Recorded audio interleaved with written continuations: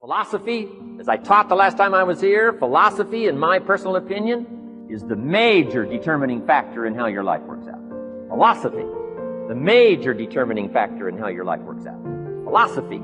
To form our philosophy, you gotta think, you gotta use your mind, you gotta process ideas. And this whole process over a lifetime, starting way back here when we were children, schools that we've attended, our parents, our experiences, all this stuff that we've processed by the thinking process helps to develop our philosophy. And in my opinion, each person's personal philosophy is the major factor in how your life works out. Here's what's exciting about each person's personal philosophy. That's what makes us different than dogs and animals and birds and cats and spiders and alligators.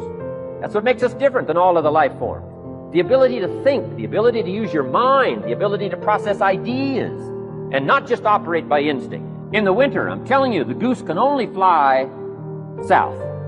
What if south doesn't look too good? Tough luck. It can only fly south.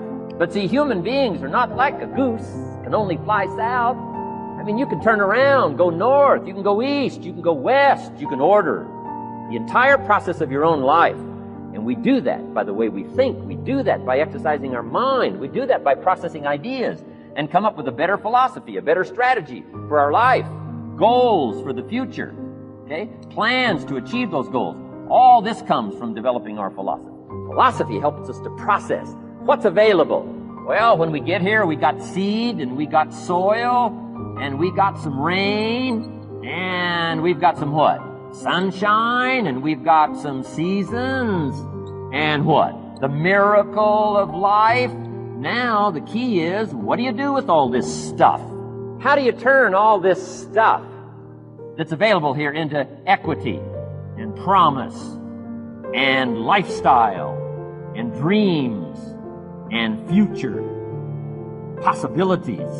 All of this that's possible now with human beings, how do you take all this stuff and turn it into this equities and values? Well, it starts with philosophy. What is the seed? What is the soil? What is the sunshine? What is the rain?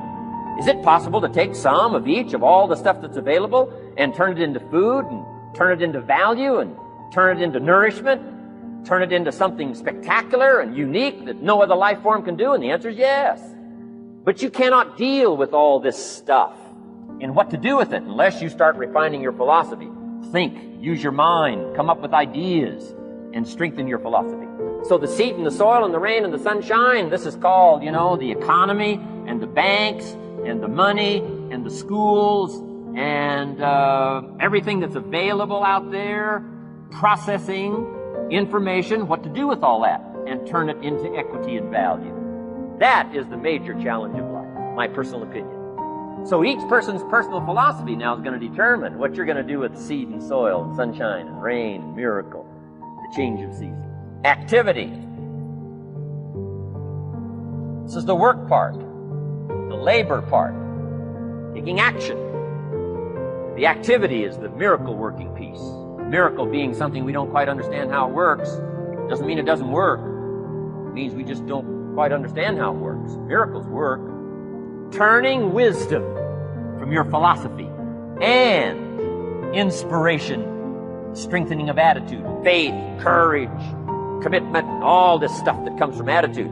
If you're willing to take these two qualities, philosophy and attitude, and invest it into activity, you can have a miracle. Anything short of that, no miracle. Wisdom doesn't perform a miracle. Attitude doesn't perform a miracle. The only thing that performs a miracle of increase called equity is called putting wisdom and attitude into discipline, into labor. This labor now can perform a miracle. And here's the two parts to the labor. One, do what you can. Number two, do the best you can. Can't give you better advice than that. Number one, do what you can. You just got to go home and make a list after today.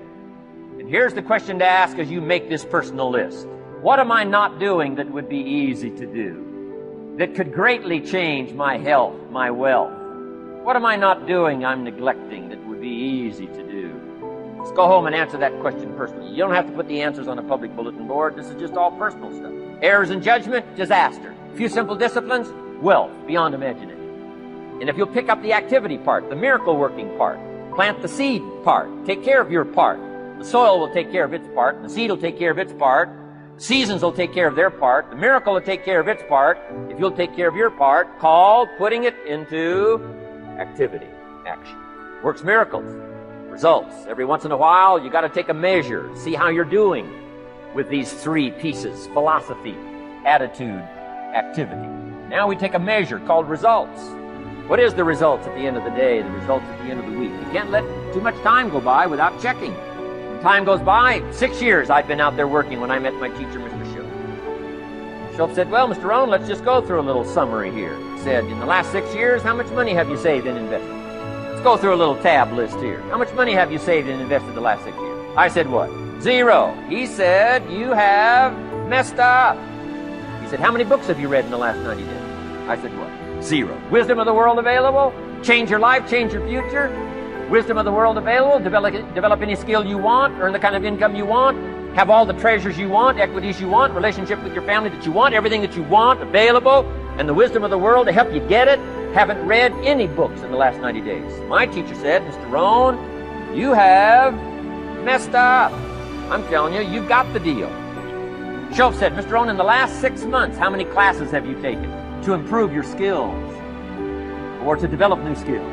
How many classes have you taken in the last 6 months? I said, how many? 0. He said, you have messed up. He said, you don't need to unmess the country. You don't need to straighten out the perplexed. You don't need to straighten out any of this stuff. All you've got to do is look within and let results teach you a great deal about your own activity, your own attitude, and your own philosophy. I went through that process. Take this phrase home. Results is the name of the game. What other game is there? And I'm telling you, if you'll start with that, it's called the process of life change, and it doesn't matter how small the process is to start. One discipline starts it, and then one discipline feeds another, and the first thing you know, you've got this whole cycle in an upward positive motion. And it's called life change. It's called income change. It's called health change. Relationship with your family change.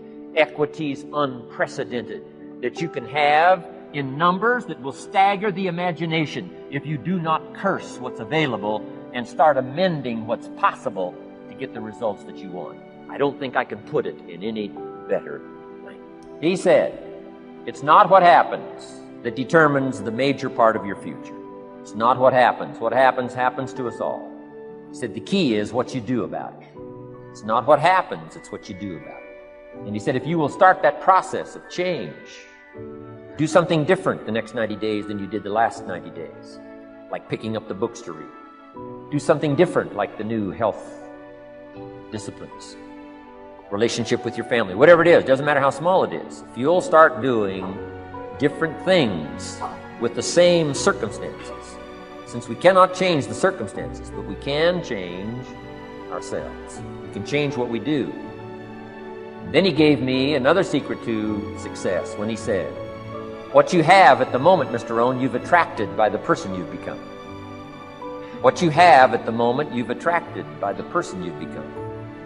Few little simple principles here. Once you understand these, it starts to explain so much. Now, sometimes it's a little tough to take, blaming yourself instead of the marketplace, taking responsibility instead of putting it off on someone else. That transition sometimes is a challenging mission. And this one was a little tough for me.